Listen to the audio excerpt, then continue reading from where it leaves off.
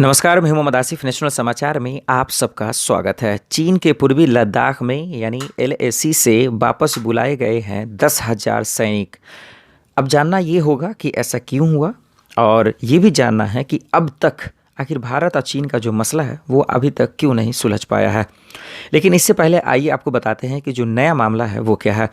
चीनी सेना ने पूर्वी लद्दाख में वास्तविक नियंत्रण रेखा यानी एलएसी से सटे अंदरूनी इलाकों से अपने 10,000 सैनिकों को वापस बुला लिया है।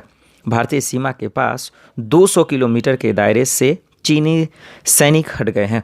बताया ये भी जा रहा है कि लद्दाख में शून्य से नीचे गिरते तापमान के चलते चीन ने ये कदम उठाए हैं। बेहद ठंड और कठिन हालात की वजह से चीनी सैनिक भारतीय सीमा से हटे हैं। सूत्रों का ये भी कहना है कि सोमवार को बताया गया कि चीन ने पूर्वी लद्दाख सेक्टर में दूसरी तरफ अपने पारंपरिक प्रशिक्षण क्षेत्रों से लगभग 10,000 सैनिकों को वापस बुलाया है।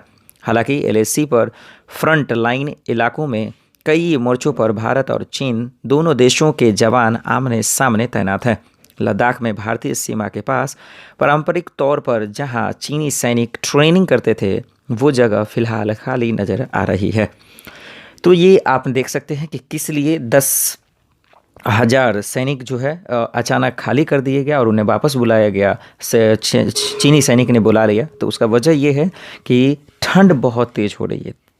ठंड जो है इतना परेशान कर रही है लोगों को, वहाँ का तापमान इतना नीचे गिर गया है कि चीनी सैनिक सह नहीं पाए, इसीलिए उन्हें वापस जाना पड़ा।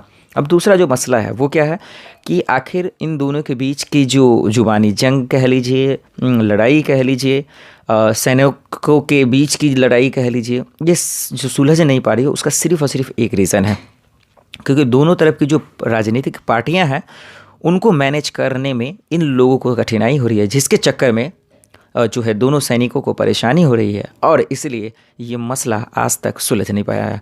अब देखते हैं कि भारत की जो रणनीति है वो किस तरह से अपनाती है और इस मसले से कितना जल्द छुटकारा पा लेती है। लेकिन फिलहाल अच्छी खबर ये है भारत के लिए कि उसके 10,000 सैनिक को वापस बुला लिया गया है। मोहम्मद आसिफ की रिपोर्ट, नेशनल समाचार। नमस्कार। अगर आपको हमारा वीडियो पसंद आया हो तो इसे लाइक करें, हमारे चैनल को सब्सक्राइब करें और हाँ, बेल आइकन दबाना ना भूलें ताकि आप तक हमारे वीडियो की नोटिफिकेशन पहुंचती रहे। आप अपना सुझाव हमें कमेंट बॉक्स में दे सकते हैं। हमारे साथ जुड़ने के लिए शुक्रिया।